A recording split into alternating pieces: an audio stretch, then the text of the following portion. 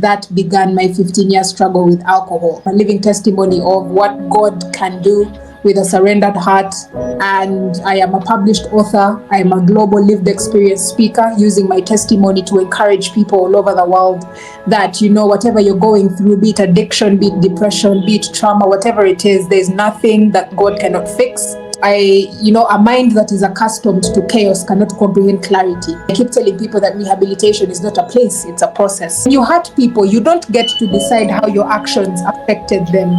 There are people who are actively in abusing substances because they are really condemning themselves for certain things, either that happened to them or certain things that they have done in their lives, right?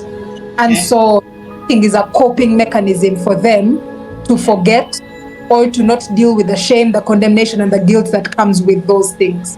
People think healing is the birds coming out every morning and singing your name and the sun is shining every day. No, healing is a dangerous.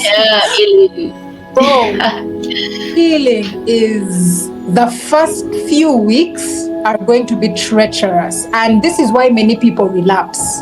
Because they walk in with the wrong perspective, or they walk in with the wrong motivation for sobriety. Suffering with mental health illness, they have this fear of being a body, things like that. But they care.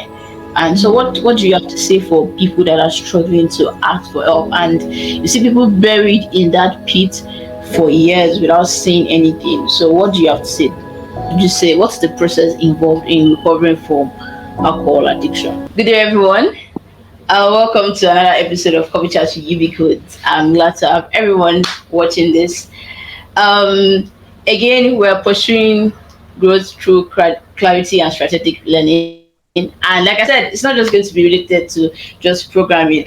And today we're going to be talking about the journey towards sobriety. It's going to be a chat about mental health, substance abuse, getting recovery, asking for help.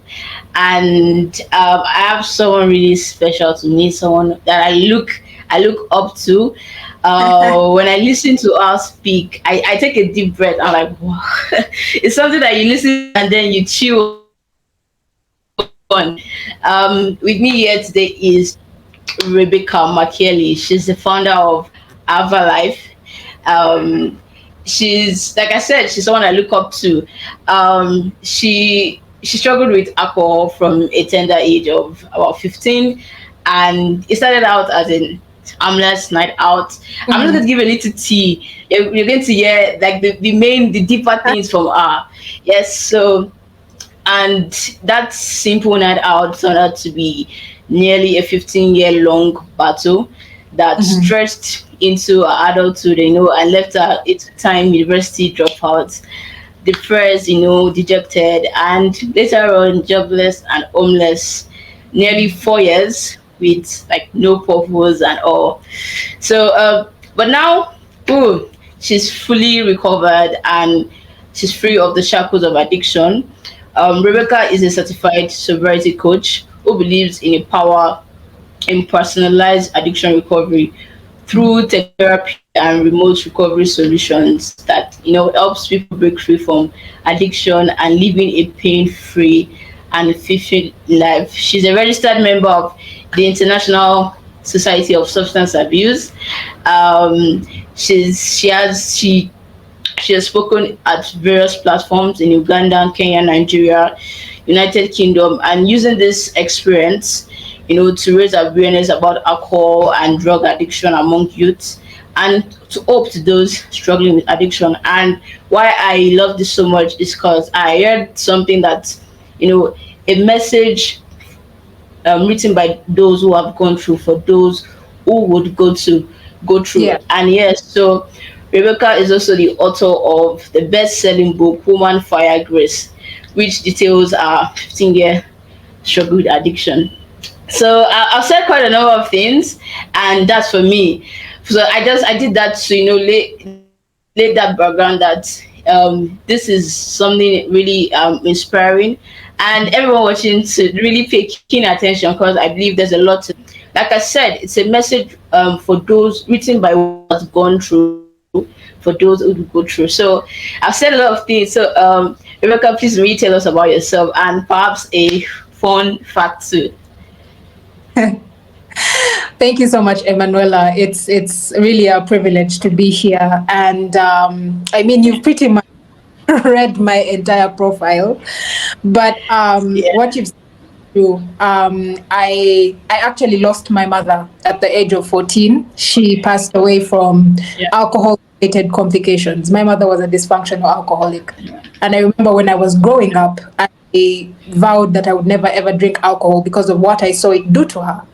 And you know what they say never. A year later, when I was 15, in my senior vacation, a friend of mine from school took me out in a night out, just as you've narrated. And, that was, I went out not because I was grieving or whatever, but I was just a kid and I was exposed to alcohol. And it just turned out that I loved the taste, I loved the feeling that it gave me. And after that night out, that began my 15-year struggle with alcohol. What started out as a harmless, experience with alcohol actually turned out into an addiction, into a compulsive disorder where I actually felt like I couldn't live life without alcohol.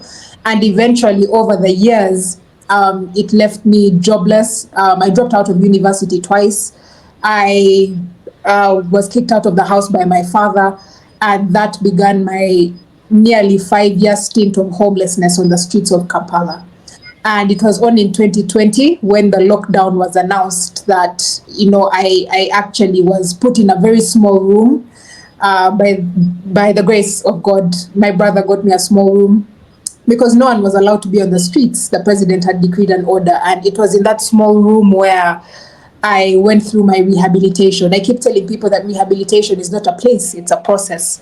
And that is where God began to work on me and to, work on the faulty thinking patterns that had plagued me for over 15 years. A mind that is accustomed to chaos cannot comprehend clarity. So when I had no access to alcohol, when I had no access to cigarettes, now my mind was clear. My life was before me. I couldn't run from the things I was running from. And that was when, I started to confront the things that were haunting me, things like condemnation from not being able to say bye to my mom, things like being ashamed of the fact that here I am, a lot of my friends have gone before me. They are, they were married, they had jobs, and here I was. No one even knew where I was. I had nothing to my name but a mattress, a pillow, an extension cable, and a phone. And so it was in that time that I started to work my way back to, loving myself, experiencing the love of God, forgiving myself, having other people forgive me, making amends for the last 15 years in my life.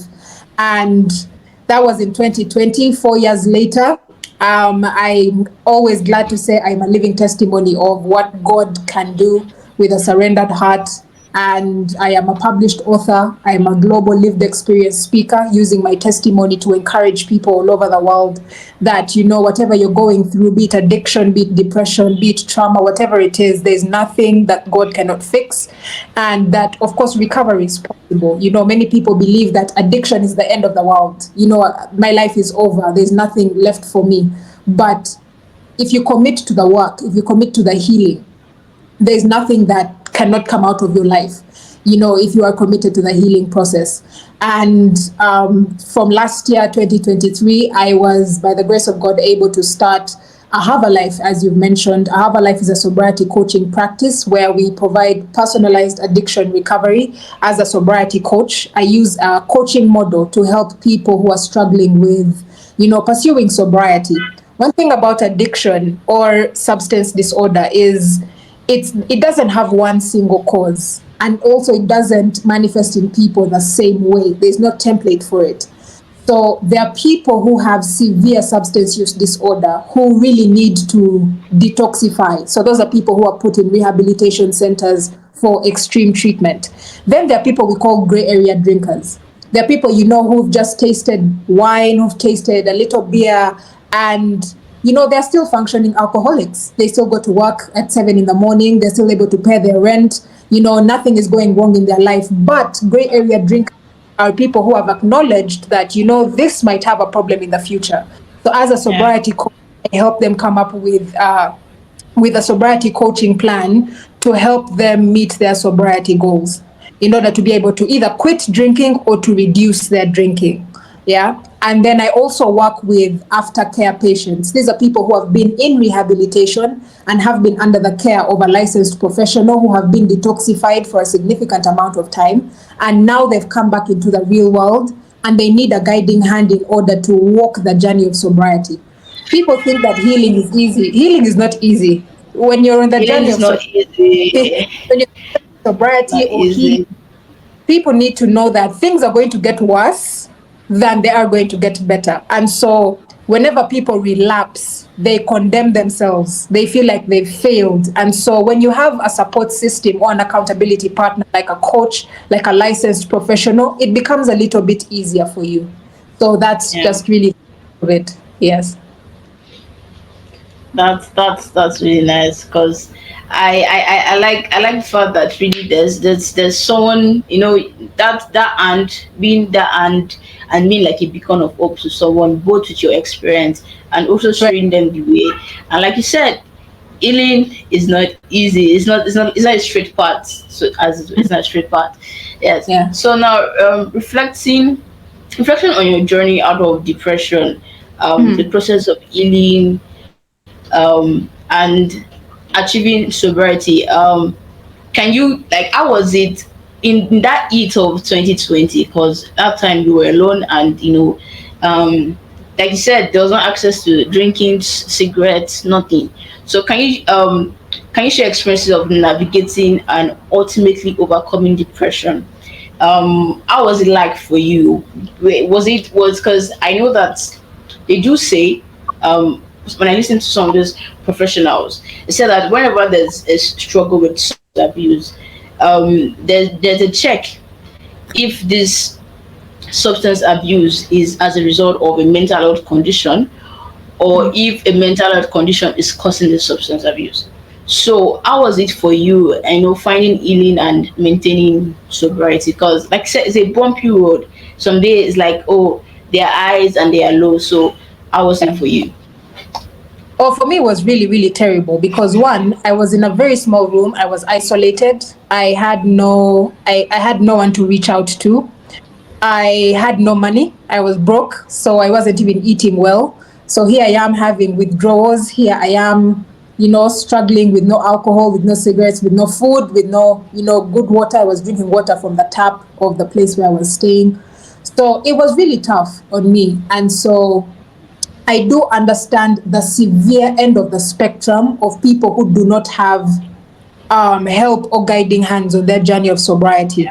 And so even with then, by God's grace, God sent people to check on me during the lockdown, and they really just introduced me to community, to a fellowship, to listening to a radio station whereby I used to pray, because during that time there's a point where I reached rock bottom. I couldn't go left, I couldn't go right, I couldn't go forward, I couldn't go back, And I think this was something that God was doing, because I think it was my ease of mobility of being homeless that was allowing me to gallivant and indulge in all kinds of things. And so here was the real work being done in me, the heart work, the mind work. And so it was very tough. I cried. Oh my goodness. When things come to the surface, things that you've numbed, things that you have forced yourself to forget, they started to come to the forefront. And so I would just cry. And the fact that I didn't have any alcohol to numb myself, Yeah. it was being in surgery without anesthesia. You know what I mean? So it was basically, Yeah. better feel this so that you can stop running. Yeah. And so what I know in psychology, there's something called cognitive behavioral therapy. And this is basically where they identify wrong or faulty thinking patterns that are causing people to indulge in certain behaviors, for example, like addiction. And so what happens is through psychotherapy, like therapy, coaching, counseling, you work through those faulty thinking patterns. They could have come as a result of your environment where you grew up, the life experiences that we've been through. People who have gone through trauma, like people who have been through, maybe they were molested when they were a child. Maybe there are people who went through a bad breakup. Maybe there were people who went through, some kind of, who are experiencing some kind of post-traumatic stress. Yeah. They have thoughts that are plaguing them constantly, and these become triggers and stressors for them. And many of them look to self-medicate using addiction. So when you hear somebody saying that mental disorders can cause substance abuse and substance abuse can cause mental disorders, that's what it's about. The relationship between the two it's bi-directional, because people with mental health disorders look to self-medicate and numb with substances like alcohol and drugs, and yet these are depressants, and so basically you're entering just a vicious cycle. Let's say Yeah. you have, or you're depressed, then you say, I want to drink so I'm not depressed, yet alcohol is a depressant. So alcohol makes you depressed, then when you're depressed, now you start drinking alcohol, the alcohol makes you depressed, you see? So it's a Just constant keeps cycle. spiraling. Yeah. So in that time, it was in community, it was a fellowship, a virtual fellowship I was invited to. And they introduced me to reading the word of God, to prayer. And it was in reading the word of God that now my mind was being transformed. Because for me, all I knew is, one, I'm a waste. I have nothing to offer the world. I have no purpose. I condemned myself for so many things that had happened to me in life. And so it was in reading the word of God that I knew that I didn't have to be so hard on myself, because God had already forgiven me for whatever it is I was holding on to myself. And I tell people, condemnation is really holding on to what God has let go of. So for me, that was for me walking through the muddy waters to come to a point of clarity where now I could operate with a level head. Many people who are dealing with addiction it's just you're walking with dysfunction and chaos around you. So what happens is Yeah. you need to have an environment that kind of calms your thoughts, allows you to literally think soberly, right? To make decisions from a sober place. So now this was where I was able to say, you know what, this is not where the story ends. I know God has a purpose for me. And so I constantly began to, use like daily affirmations, reading the word of God, listening to positive messages, basically climbing out of the pit that I had dug for myself. And 4 years later, here we are, and I'm just really grateful to God for what He's done. Each and everywhere that I go, people tell me, you have no idea how Yeah. much of body you are. And, yeah, that's it. I was listening to something that you said, and you said when you hit rock bottom is when you know that God is your rock, and Yeah, that really stuck with me. Because yes, sometimes that low point, like you're thinking, oh, maybe everything is over, but then there's like there's this stretch and towards you, yeah, and I really resonate with that. Um, right. did you ever relapse during the course of those 15 years or after? Did you ever attempt to be sober during the course of those 15 years? Or and did you ever relapse after or during that period? Of course. I mean, there were times when, you've gotten a job. I used to get it. I couldn't hold a job because I was constantly getting in trouble. I used to party literally every day. You understand? And I was holding like major managerial roles in huge Okay. agencies, right? And so clients began to complain, saying, "You guys sent us a representative from your agency who smelled like a distillery, smelled like cigarettes. My work was being affected. I wasn't handing in work in time. I was missing work because I would party till like 5 in the morning, then think I'm a hard chick. I'll nap for like 1 hour, then shower, go to Yeah. work." Next thing, I check my clock, it's 2 p.m., half the day has gone, and so I have to call into work, and then I have to kill a relative in courts and say I have someone has died. It was Yeah. my life chaotic, right? And so I used to relapse. And also, there was so much stress at home, the relationship between my father and I, because I had failed university. Here I was. He was seeing what was manifesting in his wife, manifesting in his youngest daughter. He didn't know how to deal with it. And so, even there was literally no relationship with me and my dad. We would live in the same house, but we would pass each other like this because he, me, I justified. I said, I'm a grown up. Why didn't he allow me to drink? But he himself, I've never even asked him this question, like, how did he deal, or what was going in his mind, what was going through his mind during the time when I was actively drinking. And so, because of the stress at home and then stress at work, I would constantly run back to alcohol so that I don't have to deal with it. So I don't have to, so yeah, I constantly relapsed. Constantly. Yeah. What are withdrawal symptoms like? That differs for different people. Okay.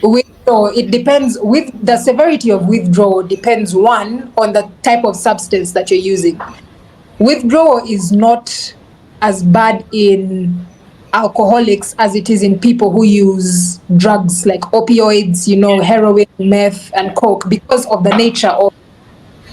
Two Yeah. is the amount of time you have been using the drugs or the alcohol.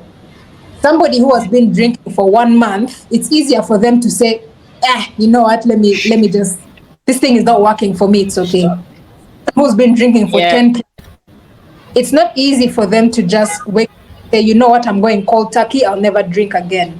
Because their mind now has been rewired to entertain alcohol as literally, it's like food. Alcohol has now become like food to the brain. So whenever alcohol is absent, there can be physical symptoms where people literally start sweating, where people's eyes can start watering. There are people whose temperature actually raises, they become like feverish. There are people who start to shiver, like you actively see somebody shivering. It's Yeah. withdrawal, that's extreme withdrawal. Then there are people who have mild withdrawal, which is not so bad. These are people who are not really too affected. Maybe they've not been drinking actively, or they just are not dependent on the substance. These people can manifest, withdrawal can manifest in them by just extreme cravings. It's like how, as women, that time of the month we start craving funny things. Someone starts Yeah. craving chocolate, craving. That's what mild withdrawal is. Someone will just Yeah. say, drink, I'm craving a smoke, I'm craving this. But for severe withdrawal, a person will actually go out of their way and do anything. They don't care what it is. They don't care whether it's harmful to them. They don't care who it affects, what it affects in their life. They will go to whatever lengths it is to actually get the fix of what it is that they're missing. That's okay. That's nice. I like the clarity there. Mm-hmm. Can you tell us a bit about your salvation story? What role has your faith played? Like where was that meeting point for you? And when was it for you? Right. For me, it was the time when my friends checked on me, and that was the seed that was sowed for God to actually enter my life. And I always say, how you acquire something is how you keep it. My sobriety Yeah. is solely based on an encounter with the Word of God. And so that's constantly what kept me going, until I got to a point where I encountered God's love so much that I didn't desire to hurt myself anymore with alcohol. I didn't desire to drink anymore.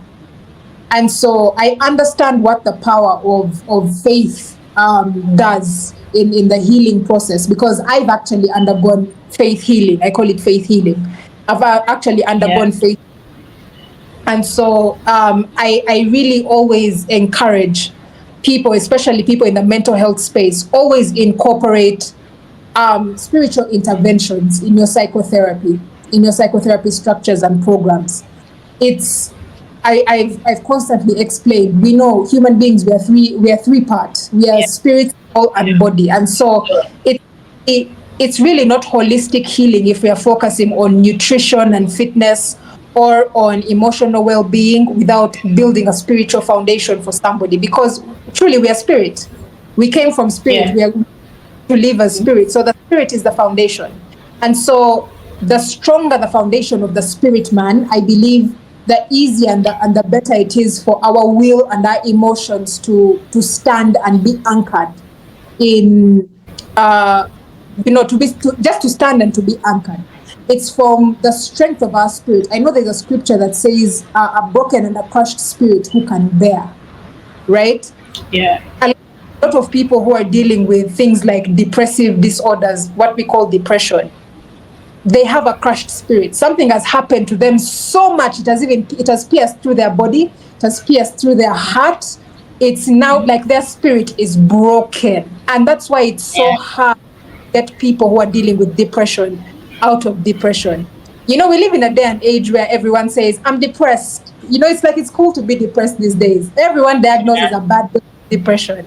People confuse depression, something bad happens at work. Oh, my days, I'm depressed. I'm like, that's not depression, right? And so I really feel like we need to be able to actually go back to, I really feel like the world is really trying to downplay the role of spirituality in life. And I really feel like we constantly to be able to feed our spirits. We need to be able to nourish our spirits the same way that we nourish our bodies, the same way we nourish our minds with what we watch, what we hear, who we hang out with. We still need to be able to have that relationship and that connection with our Creator. Yeah. So I like that balance. There's a place to be conscious of what role, like it's important that your spirit is grounded to even in process of therapy. So yes. So that means also like we should not, even when balancing it with faith, so we should not also neglect, there's also a place for therapy, right? Yes, definitely.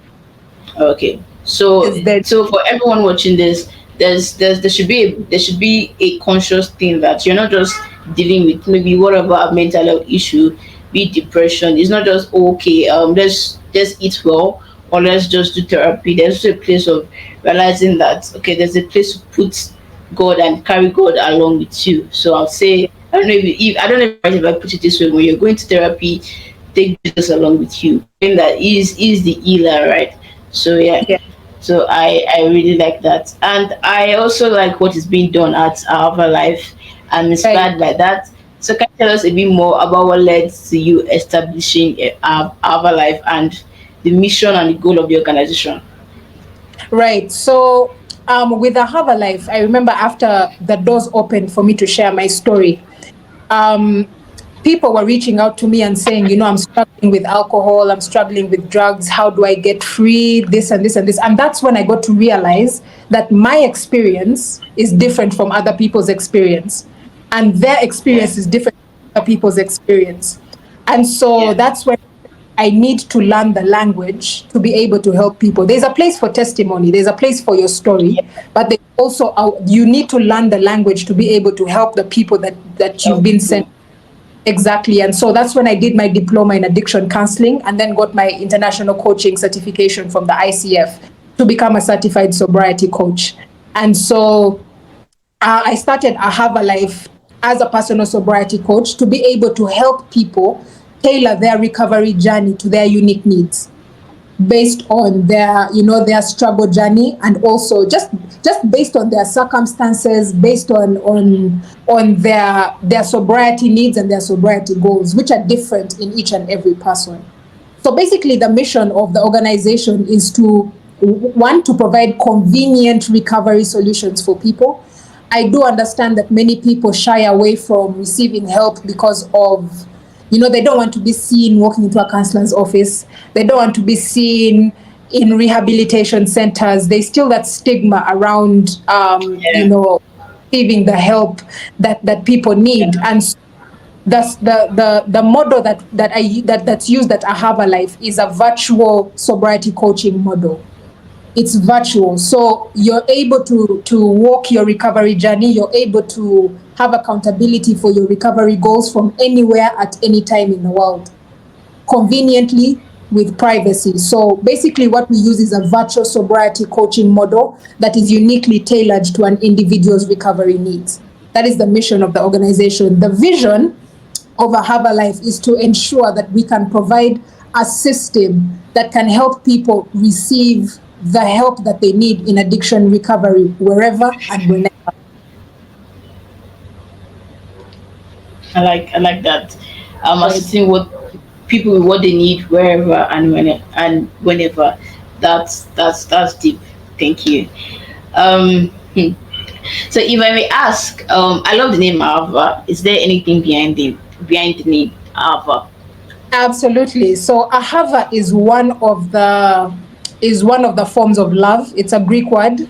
It's one of the forms of Okay. love, basically. Like basically how you have agape love, how you have eros, how Okay. you have Okay. Okay. love, Oh, okay.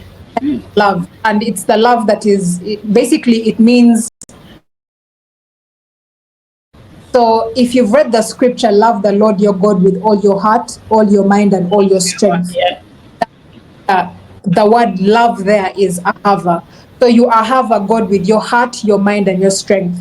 And so with Yeah. ahava being a platform that's supposed to help people build sound minds, to Yeah. restore people's hearts, and of course with the background of faith and the basis of faith.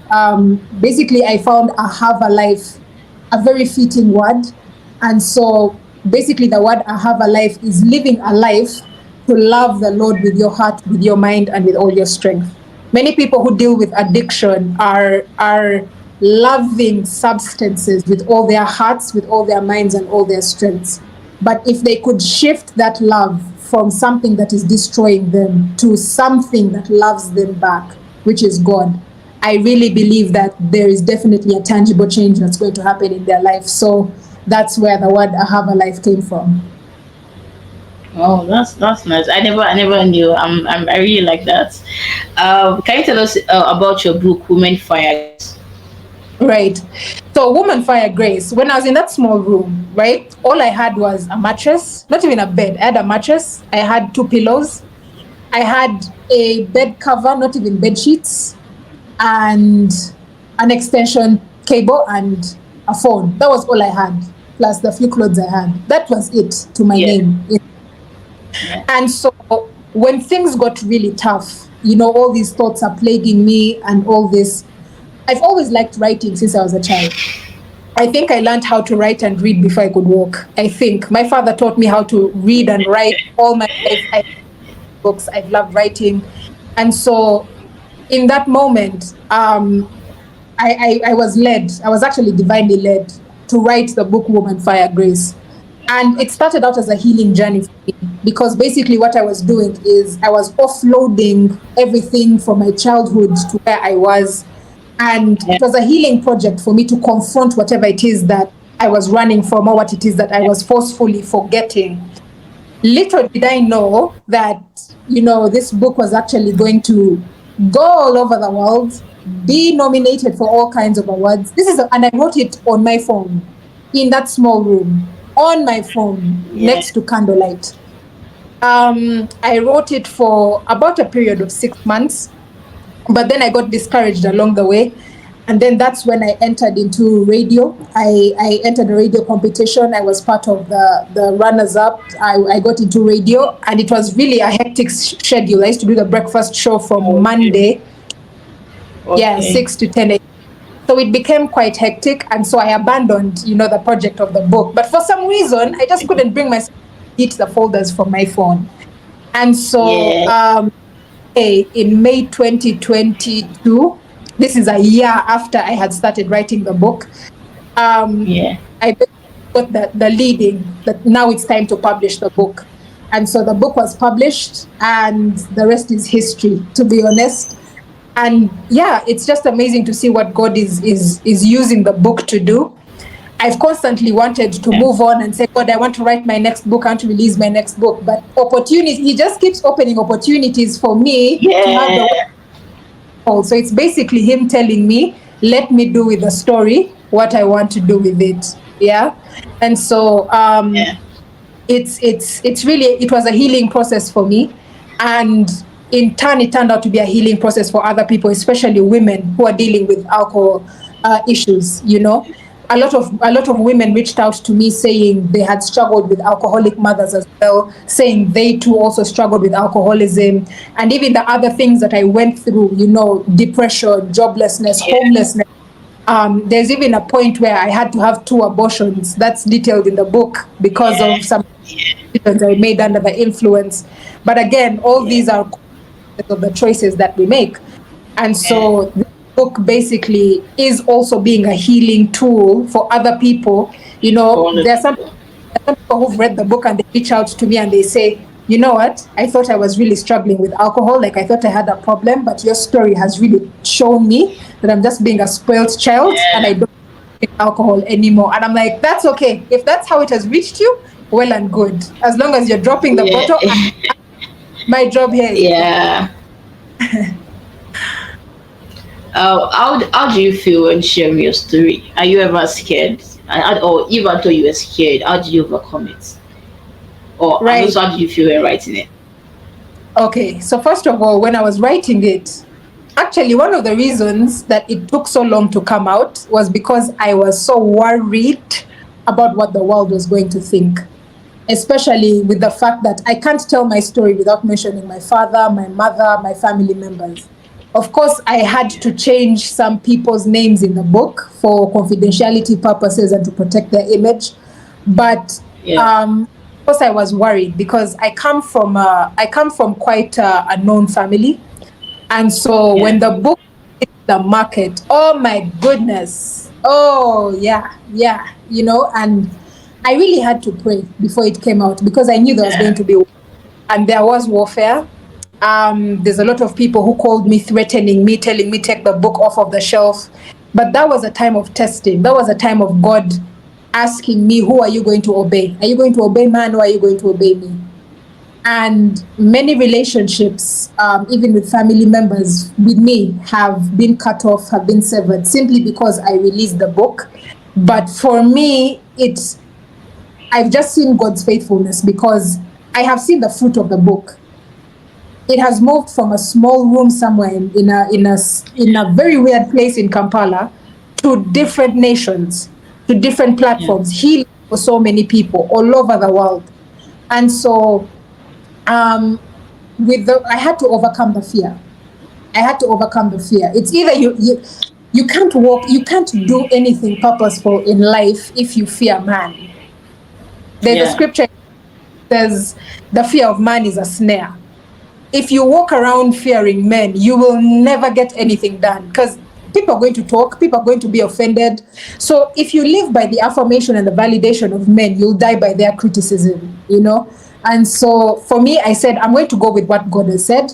I know what He's spoken to me, and I've seen the fruit of obeying and listening to God in His instruction. My life has totally changed. I have moved Change. from Rebecca the addict to, the author, the public speaker, the sobriety coach, the entrepreneur. And it's really just amazing to see. So, yeah, the fear was there, but I just had to overcome it by Overcome trust. it. Yeah. Yeah. Okay, that's a good thing. And the thing is, when you see the fruits of what obeying God has, and Mm. seeing the amount of people's life that, because like they say, there are a lot of souls or destinies attached to you. So that's Yeah. that's something that everyone should bear in mind, that saying,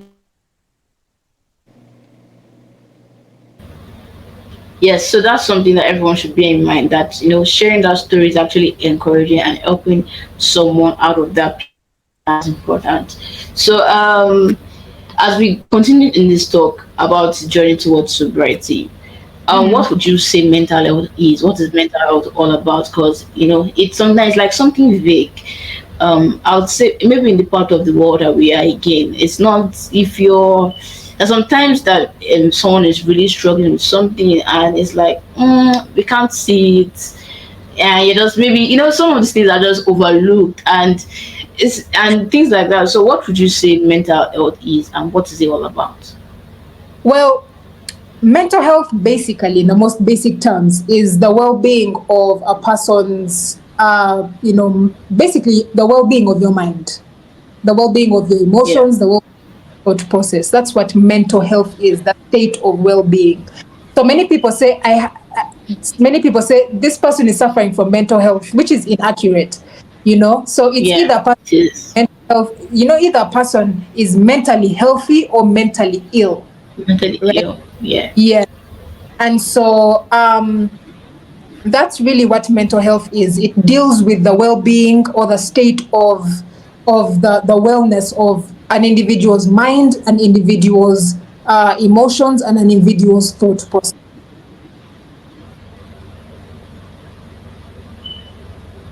Okay.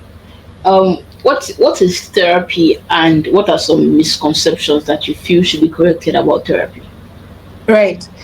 So therapy is basically a form of treatment that is aimed at basically relieving emotional distress or mental health problems. And this is usually followed after a certain medical diagnosis, right? So Okay. if a person has been going through, for example, let's say depression, they have depression issues, anxiety, maybe a person has gone through some trauma and needs to resolve the trauma, they go for therapy.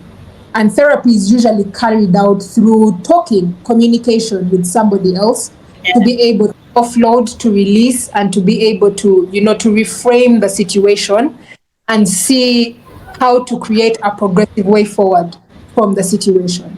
So that's basically therapy. Okay, that's a good one. Can you share your thoughts on stigma surrounding mental health and substance abuse in society? Right. So, with this thing called substance abuse, stigma is such a, what can I say? Stigma is just a reflection of a people's mindset, right? And Yeah. you really can't blame people because we come from different environments, we come from different backgrounds, we've been fed different experiences, and so we relate to different things in life differently. However, when I talk about stigma, first of all, there are different types of stigma. There are about 7 types of stigma. But I want to talk about two Okay. major ones that we suffer with. The first one is public stigma. So public stigma is basically a general negative sentiment or perception that a society attaches to something, right?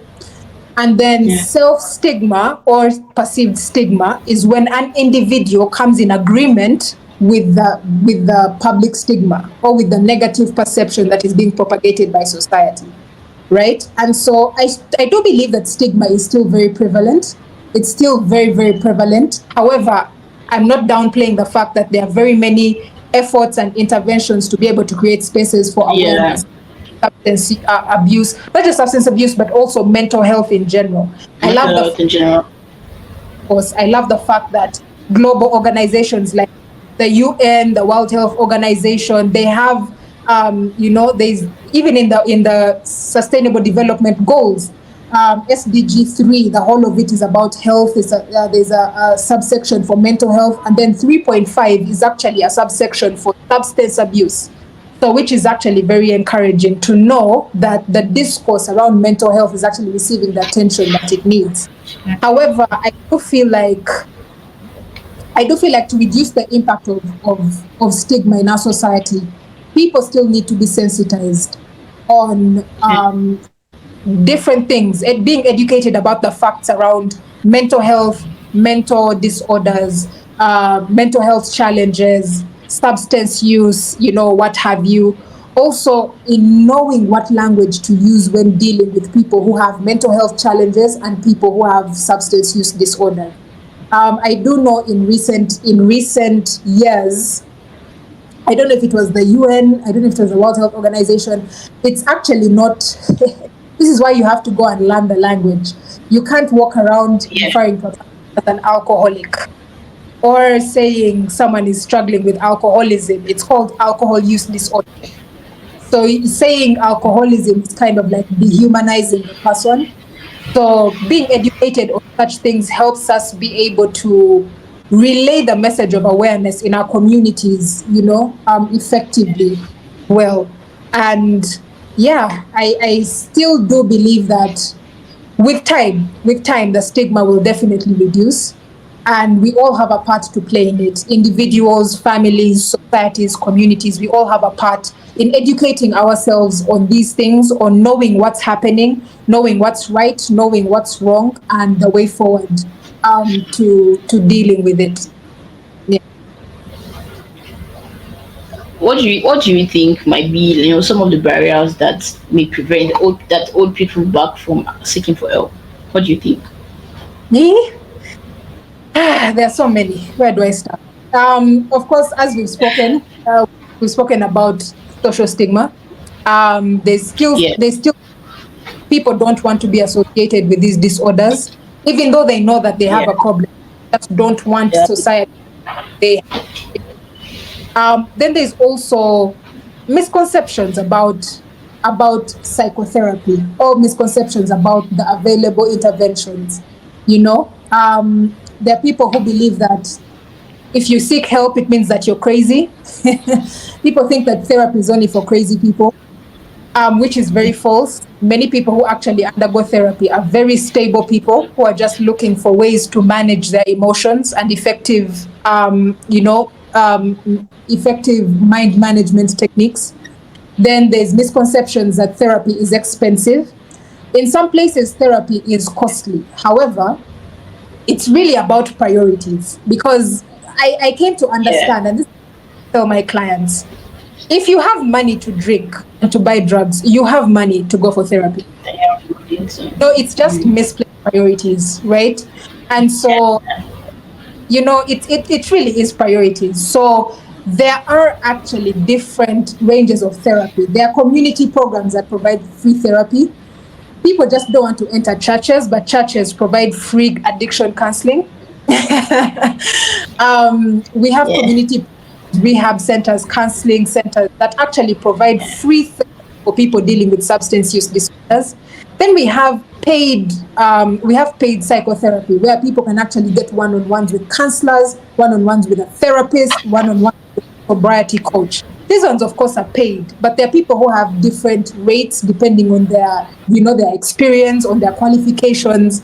So this Yeah. thing of therapy is expensive has become an excuse, because the way that people are turning up on social media and all of this, there is a budget for psychotherapy.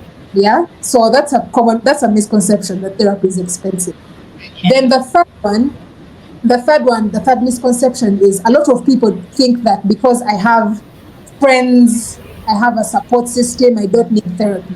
Now, the truth is, if you have a friend to talk to, a family member that you can open up to, that you can, be have as an accountability partner, that's good. That's fantastic.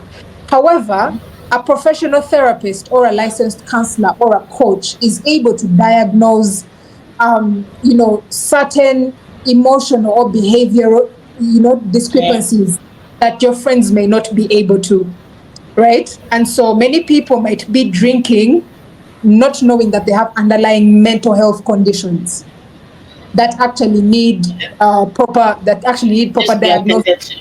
Yeah. Yes. I encourage people to first go for therapy, or to first see a licensed professional, have a proper diagnosis done. If your diagnosis is not severe, then yeah, you can have your friend as your accountability partner, open up to them about your bad day, things like that. But yeah, I believe that those are some of the things that keep people from receiving the help that they need. That's I like the balance there, and it's true. Priority is important. The same money that Yeah. you can use to buy, drinks, you could also like channel that towards Yeah. therapy and putting Mhm. as priorities. We touched on this in the beginning when we were talking, and that was about what the role of faith has played. So I have two questions regarding mental health and the Christian faith. So how do you Mm. think mental health and substance abuse issues are perceived within the Christian community?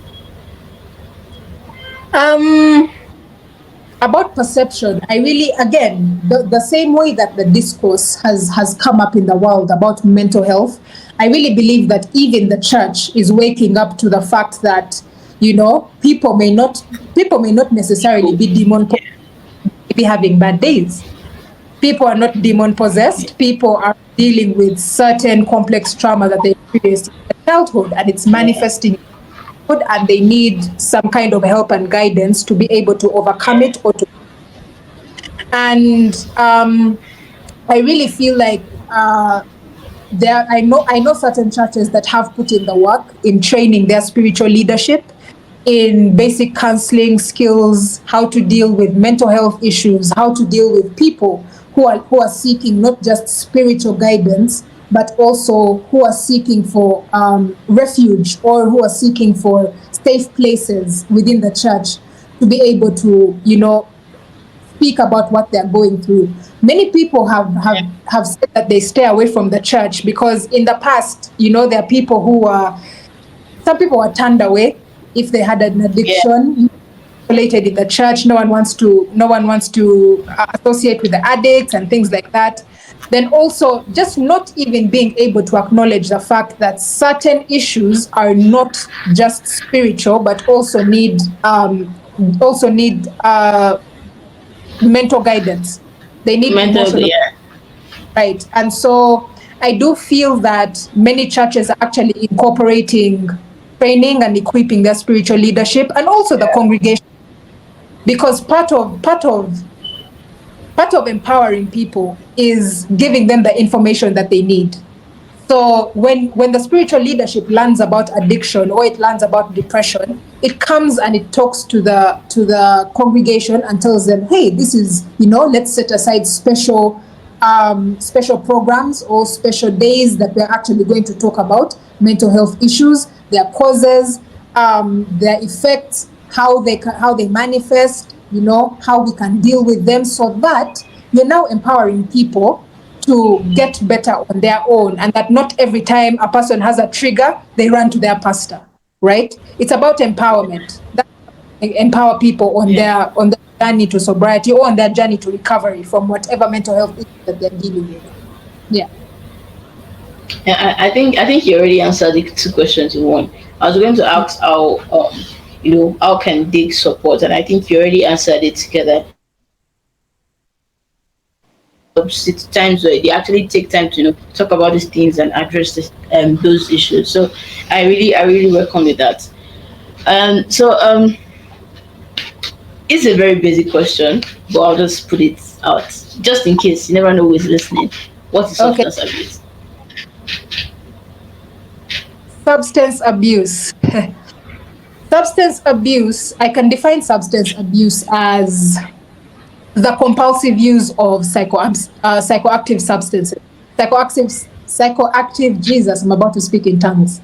Psychoactive Yeah, substances are yeah, alcohol, things like drugs, opioids, meth, fentanyl. It can be prescribed medicine. There are people who actually abuse prescribed medicine, people who get addicted to pharmaceutical medicine. And so when it comes to substance abuse, it's basically compulsive use of these substances. What it's basically substance abuse is addiction to substances, right?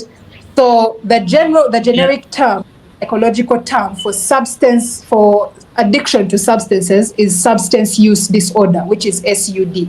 If it's alcohol, it's alcohol use disorder.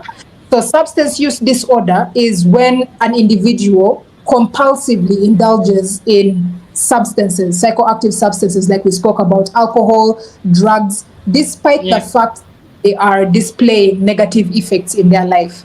So that is how you get to know if a person is dependent or is now addicted to a substance. Addiction is characterized by two major things. Actually, three. The first is excessiveness. They ingest or they indulge in a substance or an activity in excess.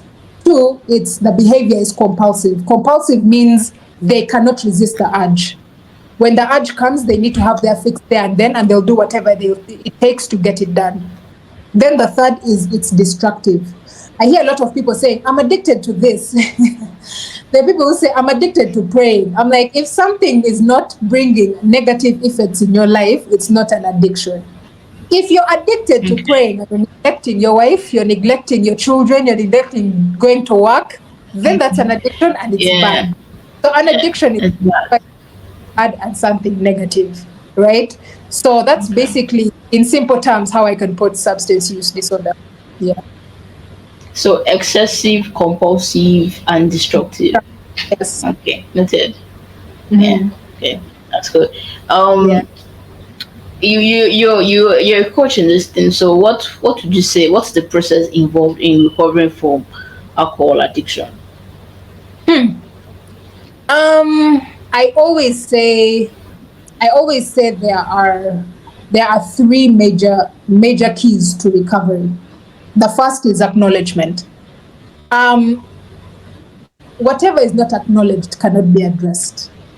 So we have very many people walking around who are actually addicts, but they've given themselves a different label. They are now calling themselves, I don't know, vibe of the party animal. You understand? So they're not acknowledging that their behavior is having a negative effect.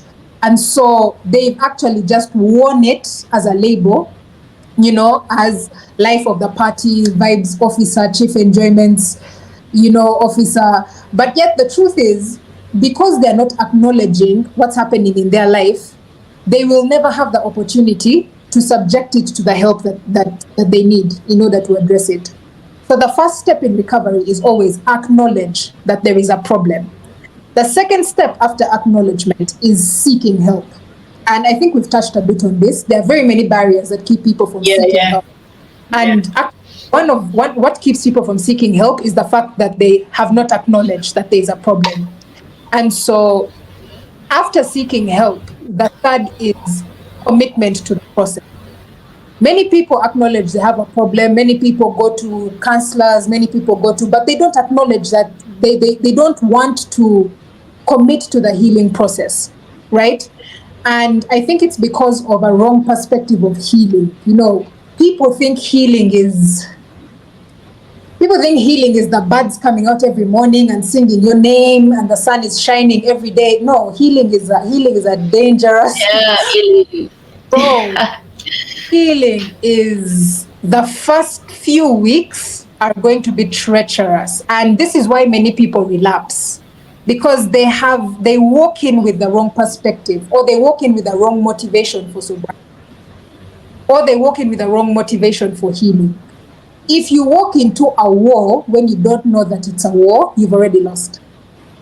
Healing is a battle because you're confronting wrong mindsets, you're confronting old habits, like it's a war. Every morning that you wake up, you're fighting to be a better person. But in your subconscious mind, the old you is always going to present, itself through old habits, through looking to familiar chaos. And so many people relapse and go back to their old habits simply because they have not set that foundation of commitment to know that I need to start doing new things so that I do not achieve the old outcome. So familiar chaos becomes the order of the day. So every other day they are calling you, I relapsed. And so those are the three keys to recovery. The first is acknowledgement, the second is seek help, the third is the process. Yeah. Acknowledgement, seek help, and commit to the process. Yeah. It's really important, and I will keep agreeing with you on it. Healing is not a smooth road. I think I recently saw something on Instagram, and it was the guy kept jumping and falling and jumping and falling. It was just trying to paint that picture that healing is not a straight path, and that's actually true. May talk a little bit about depression. I once spoke with someone, and the person mentioned the statement. The person said, depression. Sometimes depression isn't just something that goes.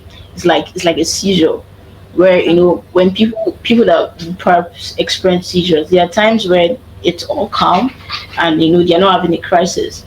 Then there's another time where it's like okay, you can see the crisis going on. So what are your thoughts on this? And when battling with those episodes of depression, how can one navigate those dark seasons from a perspective of a therapist and the Christian faith? Okay, I'm going to start and break it down. Yeah, no, it's cool. So I'll start from the point of therapy, right? From the point of psychology. Now, we need to know what depression is, first of all. As I said, there are people who are sad, who have had a bad day, and they say they're depressed. Depression or depressive disorder is actually, it happens over a period of time. or a period of events that have happened to somebody, and eventually they culminate into something that brings them into a prolonged depressive mood. Yeah, it's basically like prolonged sadness. So if you have a bad day, I always say a bad day is not a bad life, but how you deal with a bad day can lead to Yeah. a bad. Yeah. I So remember that. Yeah. it's if you have a bad day, yeah, let's say for example, what can I say? You've been in a relationship, and then all of a sudden Bay calls you and tells you, you know what, this just isn't working. No explanation, no nothing, and he It's over. ghosts you. And us being Yeah. the emotional gender, the vulnerable gender, we cry and then we cry, we cry, we cry. The sun goes down, the sun comes up again. We cry, we cry, we cry, we cry. That sun goes down, then the sun comes up, we cry. If you're not doing anything to actively deal with that situation, you are going to end up in a depressive state. And coming out Yeah. of a depressive state is very difficult. Is very, very difficult. So we need to be able to have coping mechanisms. And this is something that I wish that we could teach people from a young age, like from primary, right? Basic life skills, coping with a bad day. Because I feel like we are raised to, show up every Take it day. in. Yeah. Carpe, Stronger. carpe diem, seize the day, attack the day. But what happens when life blue ticks you? What happens on the day that life blue ticks you? You've shown up, you've dressed up, you go for the job Yeah. interview, you hope, you're like, this is my breakthrough, you don't get the job. What happens when, somebody hurts you, when you go through some form of betrayal? What happens? How do you cope with that? Because if we Have don't it. have coping strategies, if we don't have coping strategies in Yeah. place, we're going to fall victim to our emotions. And Yeah. one thing about emotional management, if you don't manage your emotions, your emotions are going to manage you, and they'll master you. That's something that Yeah. we need to constantly have at the back of our mind. And so when it comes to depression, um, when a person is dealing with depression, I do agree. It's first of all, depression manifests in different ways for different people. So when you say for some people it's when they're calm, for some people it's when they're triggered. There's some people who get depressed when they're calm because their life is so used to dysfunction that Chaos. Yeah. when they now find a loving relationship, they become depressed. When they find a good situation in life, like when they find rest, they become depressed or they become unsettled simply because they're accustomed to dysfunction. Then there are people who become depressed because there are particular triggers that have maybe reminded them of certain things, and then they become depressed. So depression manifests differently in different people, right? Which is why it's good to, one, identify your triggers. What is causing your depressive state? Is it a memory? Is it an event that happened? If you don't identify the trigger, you won't be able to find out how to combat the emotional stressors that bring you into a depressive state. So you have to Yeah. identify, put a name to it, and then you can be able to frame that situation. Name and then frame, right? So that is from the point of psychology. Basically, the best way to deal with depression, the only way to deal with depression is to deal with the thoughts. Because depression is thoughts. A person is just plagued by dark thoughts and negative thoughts of what has gone wrong, what will not go right. Basically, that's what's happening in a person's mind.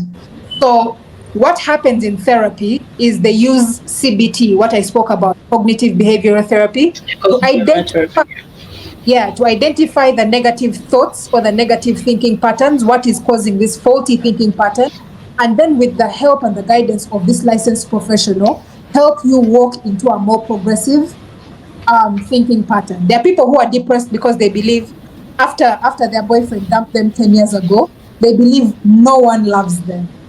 I'm like, have you dated everyone in the world? You understand what I mean? Okay, that's for comic purposes, but it's basically yeah. that's a faulty thinking pattern. Saying no one in the Yeah. world loves you. Have you met everyone in the world? Simply because one person either rejected them or there are so many faulty thinking patterns. Even people who are, let's say, dealing with addiction, they have faulty thinking patterns of thinking, I can never get out of this. I'm a slave to alcohol. It's a disease. no one will love me, no one understands what I'm going through, which are not true. And Yeah. so they need us to help them reframe their thinking, to bring them to think clearly, right? From the faith point of view, there's a verse in Isaiah 61, the chapter Isaiah 61, where it says, I will give them the garment of praise for the spirit of heaviness. The only way out of Yeah. depression, because what depression does is it blocks you from seeing anything positive or anything good in your life. So the way out of depression is an attitude of gratitude. As difficult as it is, as dark as it seems, look for the silver lining on the dark cloud. Have an attitude of gratitude. Wake up every day. Look for one thing. Start with one thing. Be grateful. And it might be the gift of life. Even when you're depressed, you even feel like your life is not worth anything. So you don't even want to be grateful for life, right? And so the way out of depression is one, an attitude of gratitude. That is the first. That's the first step out of depression. Find something to be grateful for. Find that ray of light in the darkness. If you're able to cultivate an attitude of gratitude, you already are on the stepping stones out of depression, out of the pit of depression. That's really, that's deep. That's noteworthy because I think I've read a couple of books and they're like, write in your journal, write 5 things you're grateful for, things like that. Right? And I felt maybe it was just a thing. So and so now hearing this, I'm seeing actually the necessity. I think there's a way Yeah. it paints this, at least this glimpse of light for you, Mm. and I like that. So we've talked about asking for help, and we'll just touch a little bit on it before we round up. So I saw this Instagram thing, and they asked this question, which is harder for you to say: I need help, I'm sorry, or I love you. And I checked the comments, and I saw a lot of people struggle with I needed help. So, Yeah. and I think that's, as there's sometimes when you're in that dark place and in your mind you're like help, but Right. coming out to actually ask for that help is hard. And for people, well, in general, suffering with mental health illness, they um they have this fear of being a burden, things like that. But they care. And so, what do you have to say for people that are struggling to ask for help? And you see people buried in that pit for years without saying anything. So, what do you have to say regarding that? The very unfortunate thing is if you don't ask for help, you won't get it. And let me tell you, Emanuela, people are not psychic. Okay? If you're struggling and you need help, you need to ask for it. Yes, we are going to encounter some human beings who are some way, somehow, maybe some people say they don't open up because they open up to people and those people maybe leaked their issue and that's why I constantly say, if you don't want to be hurt by, if you want to eliminate that probability of being hurt by people, look for, there are licensed professionals. Yeah. There are Yeah, counselors, there are pastors, people who don't have the time to get up and go in your friend's circle and say, guys, do you know that this and this happened? Right. yeah, And so it's just have the heart to ask for the help. Okay. Then it's just letting them know that help is available. Help is available. To be honest, the basic essence of humanity is self-preservation, right? So people are everything that we do is to preserve our very basic self, be it physically, be it emotionally, be it anyhow. We are, that's the reason why you look left and right and left again before crossing the road. That's why you eat yeah, food every day. That's why you take a shower so that you don't, pass away.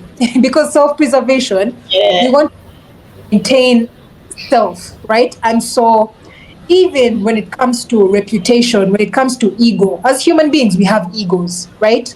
And yeah, so many times ego will kick in, especially in moments of vulnerability.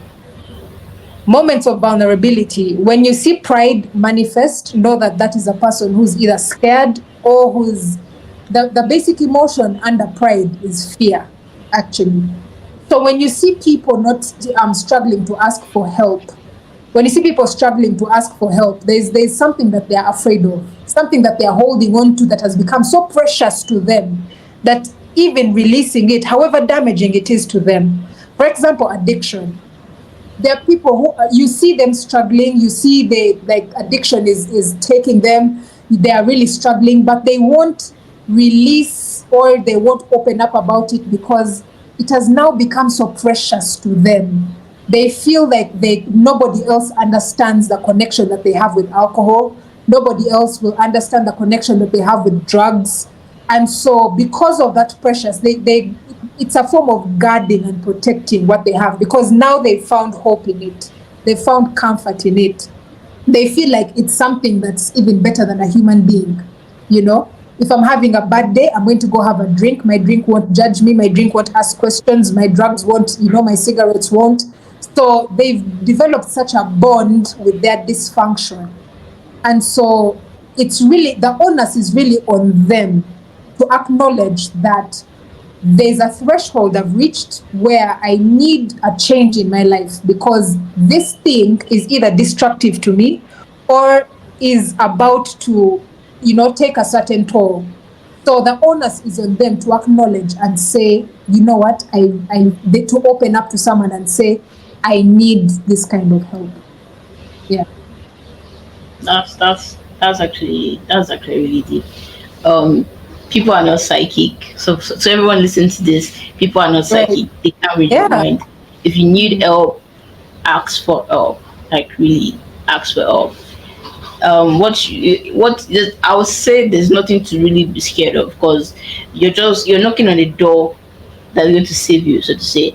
And if peradventure, like you said, if you've had situations where you feel like when you ask for help, you know, you people maybe shared your story, things like that. Like Rebecca suggested, there are mental health, there are therapists, there are pastors that would after either share your story, so to say. Um, I would also like to ask, how can we better support individuals who are struggling with mental illnesses and substance abuse and all these challenges? How can we support them? And Okay. and even okay, go on. No. You finish the question. You can finish. Yeah, I said, how can we better support individuals who are struggling with mental health illness and substance abuse challenges, and even in situations maybe I don't know if can there be a situation where maybe even these people that are struggling with these things are being difficult. So how do you try to support these people in situations like that? Right. Number one, naturally, addicts are very annoying people. They are nuisances. They lie, they steal, they fight, right? There's no loving addict. There's no love. There's and I'm speaking from experience, right? They steal, they lie, they do all sorts of things. And because of this, many of the people, especially those who are close to them, family and friends, tend to back up. One, because many people don't understand from the point of an addict what exactly is going on in their minds and why they're acting like that. So, number one, a way that you can support somebody who's struggling with substance use is educate yourself on the disorder. If it's alcohol, if it's drugs, find out about the disorder. Educate yourself and see if you can actually comprehend and see why this person is acting the way they are. Because addicts are not operating out of their normal mind. By the time someone crosses into addiction, it's a hijacked mind. The substance has taken over and their brain chemistry has been rewired. You're no longer talking to your loved one, you're no longer talking to your brother, you're no longer talking to your boyfriend, you're no longer talking to that's a completely different person, right? The second is, and this is the most difficult, it's to show love and to show grace. Many people, what they do, the actions that they do during addiction, when they're struggling with addiction, things like fighting, things like, insults, things like stealing, all these, in many cases, are actually cries for help. They're actually cries for attention, right? And so If you're somebody who does not operate from a place of love and grace, you won't be able to pick this up. And so what they need in that time is somebody to be there for them. As irritating as they are, be there for them. You know, you'll try to ask them what's the problem, they won't answer. Still, continually be there for them. Be the listening ear that they need, be the guiding hand that they need. Um, one thing that really helps in the addiction recovery process is love.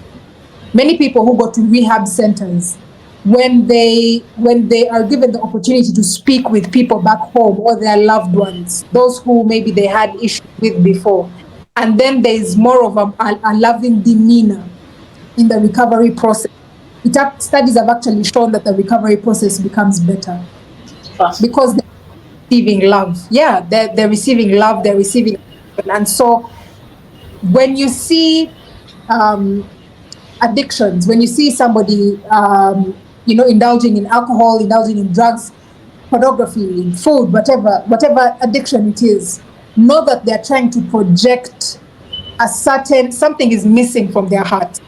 And so they're starting to project it outwardly. Unfortunately, the substance or the behavior takes over, but primarily they were projecting a certain need. And primarily, usually it's connection. They're looking for connection. So because they haven't got that connection from people, especially those that they trust, like let's say family or friends, they end up connecting to this substance or to this activity, right? So the greatest thing you can do for an addict is to show them love, to show them grace, hold their hand throughout their recovery journey, through the hills, through the valleys. As we said, recovery is not a straight road. So that's the time that they need you the most, right? Or else they'll relapse. And sometimes many people relapse to the detriment that they never actually return, right? So love is the key. Love wins in every situation when it comes to recovery. That's really good. That's touching. Coming from a point where you're doing this from a standpoint of love, and I'm connecting the lines where and understanding that these people that go through these things, there's probably a disconnection from other things like friends, family, so Yeah. that they've sort of had that bond with a substance.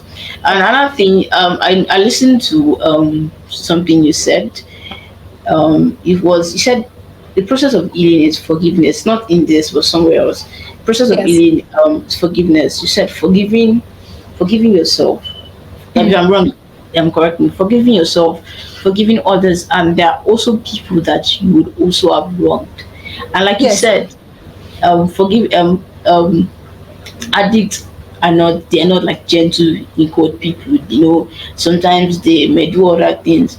So for someone who has been there where they maybe they have recovered or they are recovering, and in that process they hurt a lot of people, they did things from like the hijacked mind as you mentioned, how can they like make up for those things? Because another thing, sometimes they go on with this guilt of you know I hurt a lot of people, and that guilt to spirals and spirals and spirals. So what do you have to say regarding things like that? This is where I go back to cultivating a relationship, because you cannot forgive yourself, you cannot forgive others, and you cannot receive forgiveness or ask forgiveness from others if you don't understand that you are already forgiven by God. Yeah. That is the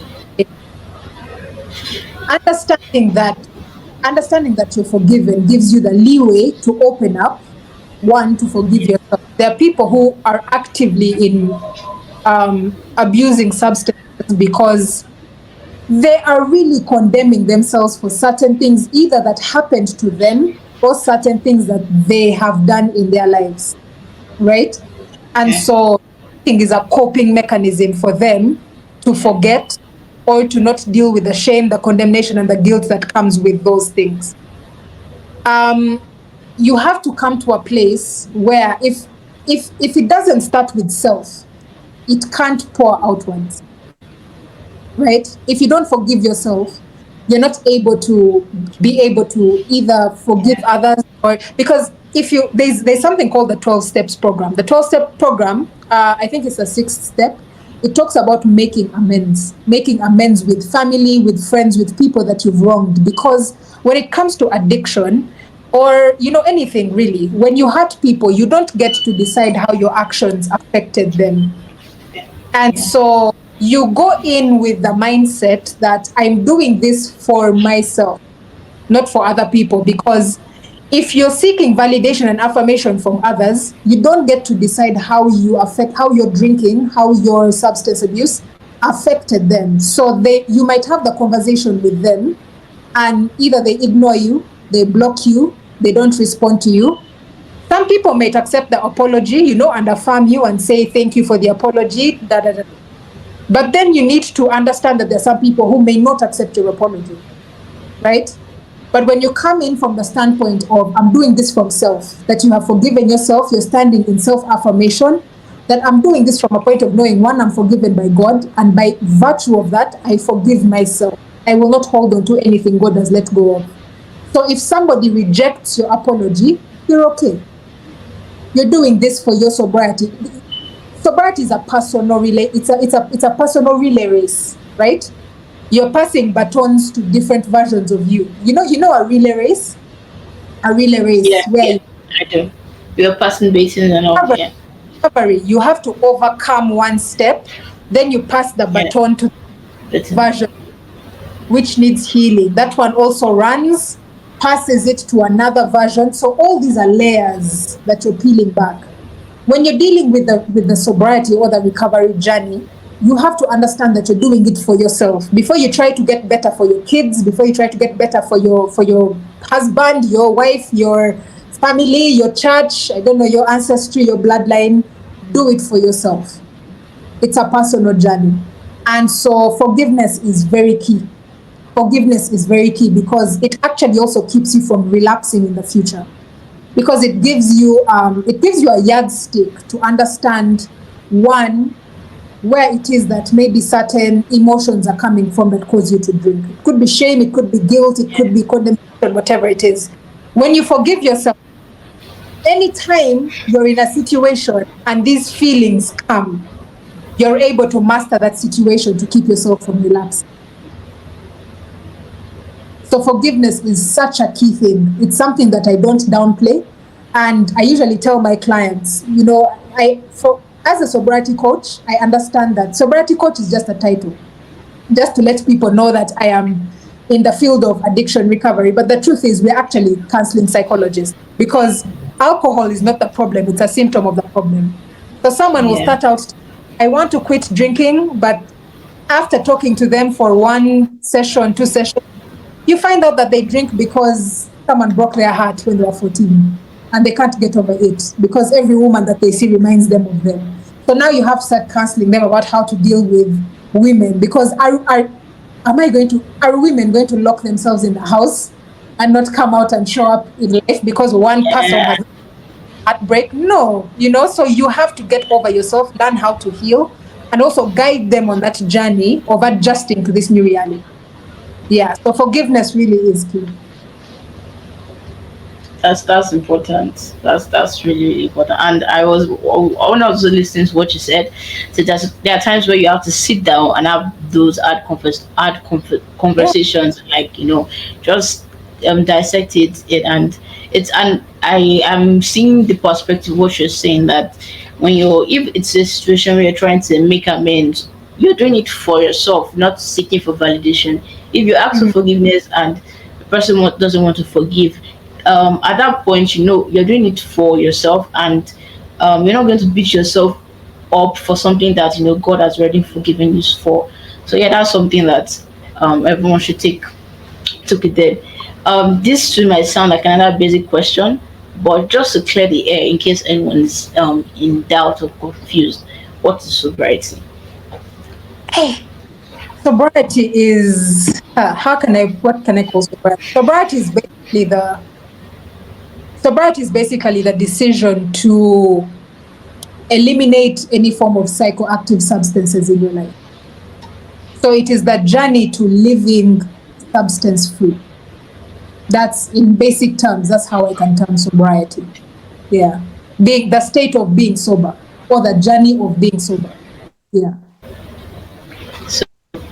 So sobriety is the journey of living without, psychoactive substances. Yeah. So yeah, so that's the essence of today's talk, journey Mm. to sobriety. So like I said, anytime I listen to Rebecca, I just take a deep breath and just take time to take it in, and I'm going to listen to this again, and it's also Right. going to be example go on YouTube, on Spotify, so everyone can have access to it. So we'll go on to the concluding thoughts, and so Mm. now when you look back at the past, what's your thoughts and what's your mindset towards it? How do you Um, feel now about the past and all, past, oh, present, about future? right. Yeah, I get the question a lot. It that's part of the healing work that you do on the journey of sobriety. It's understanding that the past is the past. You can't change it, but you can change the future by learning from the past. And so I actually found purpose in God by using my past to help people. I had that conversation with God. I said, all this that I have gone through, all that I witnessed as a child, I can't just let it go just like that. Like my life cannot just, be to no, of no purpose just like that. And so it was in just coming to terms with the fact that I'm still here despite all that I had been through, that there was a purpose to it. And so when I tell my story, I actually I actually always add humor because my story is quite a heavy one. And I like adding humor whenever I'm using the story. So how I feel when I'm telling the story or even the past, first of all, it's being honest. Honesty and authenticity, not trying to hide anything, because that's where healing manifests. If yeah, you're tell people don't share your story. People reach out to me and tell me, I want to share my story, give me tips. And I always tell them, if you are not ready to share your story, if you're not comfortable with certain parts, don't tell the story. Let God do all the inner work in you so you can be comfortable with all the places, the dark places, uh, places. Let God do the healing work he needs to do in you. And so you can be able to tell the story from a perspective that will actually heal people. There are people who tell their stories and actually make the audience more sick. So yeah, it's better for you to tell the story when you're prepared. I went through all the work. God removed all the gunk and did all the work He had to do in me. So now, first of all, naturally, I just like to speak, and so for me, I have no problem telling my story. I will narrate my story anytime, anywhere, any day, and yeah, comfortable, because I know there's nothing I have to be ashamed of. I have yeah. nothing to be ashamed of. There's nothing in my past that has any hold on me anymore. And so, from that perspective, I'm able to tell it with in the trajectory of healing, to be able to help other people and to encourage other people as well. That's profound. Um, it's important that, like you said, when you're not ready, when you're not ready to tell your story, when you feel you're still not comfortable with some parts, then don't. Let God do that. Let it do a lot of work in you. And I know I read a Bible verse. I think most likely Isaiah 58. Mm. Towards the ending part, and it said that it's like using the using the past to build anew, laying Yeah. using foundations of the past things to build anew. So yeah, I know a friend of mine wants to say something about looking at the past with mercy, not with regret or not with guilt. And God is still in the business of changing lives and doing amazing stuff. So yeah. And what are your final words for those watching this, those going through similar things, and those who are recovering? For anyone who's going through addiction, maybe you're you're still in the stage where you haven't yet acknowledged that you have a problem, or you know that you have a problem, and you really just want to quit and have it over with. Take that step. Take that step and get the help that you need. I'm telling you this from a point of somebody who watched her mother die from alcohol use disorder, and who watched her eldest brother die because of alcohol use disorder, because they did not seek the help that they needed. And so I myself, I know I was on that path. I literally was on the path of death in 2019, 2020. I do know if the lockdown had not come, the streets were definitely going to kill me. And so it's in seeking the help that you need where when your transformation is going to come. Do not lose hope. I do know that it's really tough. It's really tough. It's not easy. Maybe you feel like some people don't understand what you're going through. Maybe you feel like people are going to judge you. People will always be people, but you are a person as well. And God does not want you to live the life destroying you. So take that step. Take that step, take the risk, ask for help, and commit to the process of healing that you need to. To those who have a loved one who's struggling, show them love, show them grace. Just because they're not dealing with the same things that you're dealing with does not make them any less of a person. So accord them the grace and the mercy that they need, and that can actually encourage them to, get the help and get the healing. And as always, I always end with this one. Always remember, this is just for everybody who's listening, whether you're struggling or whether you're not. A bad day is not a bad life, but how you deal with a bad day can lead to a bad life. That's us for me, really. That's like all for anyone listening to this now. That's really profound. And like I said, I've been following up, I've been listening and trying to learn a lot from you. You can find Rebecca Makyeli on also on Instagram, TikTok, YouTube. You learn a lot of things. I've been watching her and I'm following and I'm learning a lot of things from her. And even regarding the story of when you lost your mom and when you lost your brother, and you're like, and I think was you were spiraling. I listened to the testimony of when you drank so much and you had to, like, you went to do a DJ somewhere, and I was like, wow. So Yeah, DJ, just so people can know. yeah, you said what? I used to be a DJ. That's the fun fact. Yeah. Okay. Yeah. Our fun fact. That's nice. So yeah. So it's something that you get to know. See, like I said, and I'll keep saying it. It's a message for written by those who have gone through these things, or and for those who would go through it, to read, to listen and know how to navigate these things. So yes, Right. Do find out on social media platforms, Rebecca Makyeli. You are going to learn a lot. Whenever I listen, I just take my time. I'm like, don't rush the content, just eat it. It is steadily. So I've learned a lot. Thanks so much for coming on, for taking your time to come on this. I'm really grateful. So this chat is available on YouTube and Spotify. You can watch the video. You can listen to it on Spotify while walking down the street. When you're having a bad day, like you said, a bad day does not make a bad life, but how you deal with that bad day. So just put it on and get something encouraging. So thank you all for watching till now. Don't forget to like and share this to someone else who also learn. It's not just about sharing for views, but sharing to actually impact someone's life and for Right. people's lives to be changed. And don't forget to subscribe to. Thank you so much, Rebecca. Thank you for having me on. Till next time, everybody stay safe. I'm always rooting for you. Thank you. Bye.